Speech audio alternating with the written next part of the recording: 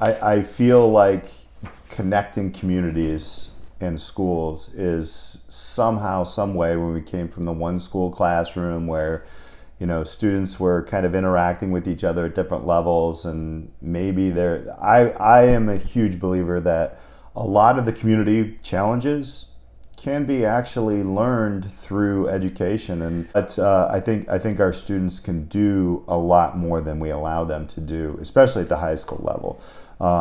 Even at the middle school and elementary school level, these kids don't have this tunnel vision that sometimes we get. And so I created that, and as I started putting that out there, that's when people started, hey, wait, I think you're onto something here. How do we bring in people?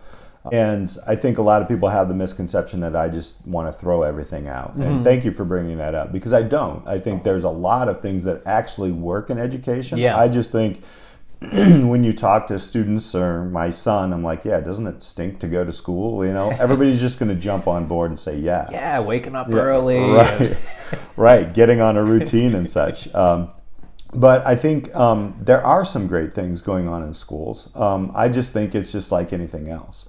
What I try to do in my classrooms is just the why. Like, tell the students why we are doing something. Mm-hmm. There is a reason why we do the Pythagorean theorem. There is a reason why we teach math. It's easy to say we're not going to use all this math. However, if you frame it up in a different way, that, you know what, you're practicing, you're using your mind, you're practicing, you're going through that exercise. I'm not going to get any stronger if I don't do push-ups. By the way, you're not going to get any stronger if you don't use your brain, right? Mm-hmm. And we hate to use our brain, especially in that time of our lives. Just in my experience, though, and in our previous conversation, this whole thing works for 20 to 30% of our students, mm-hmm. ACEs. And then you have another, maybe 30, 40% in there that they can get through it. I did. I was in that group. That's right where I'm at. And then, what was that? Right. And then you have the 20 to 30% who are just like, forget this. I'm checking out. Yeah. And, I think that's where we can improve. What can we learn from students, and what can we do a little bit differently? So, anytime you try to change something that we're comfortable with, we all get a little bit like, whoa. Some hesitation, some resistance. Everybody I talk to thinks I want to throw everything out, right away.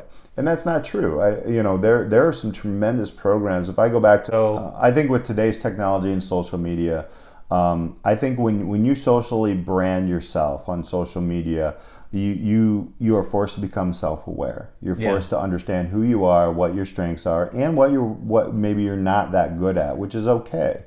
I always tell students, I've spoken to people across the world, Dan, it's crazy. There's this farm kid who got a 780 on an SAT, who's doing all these things. And I'm not patting myself on the back, but what I want to teach people is it's possible. Social media, you can either be used by it or use it. Yeah.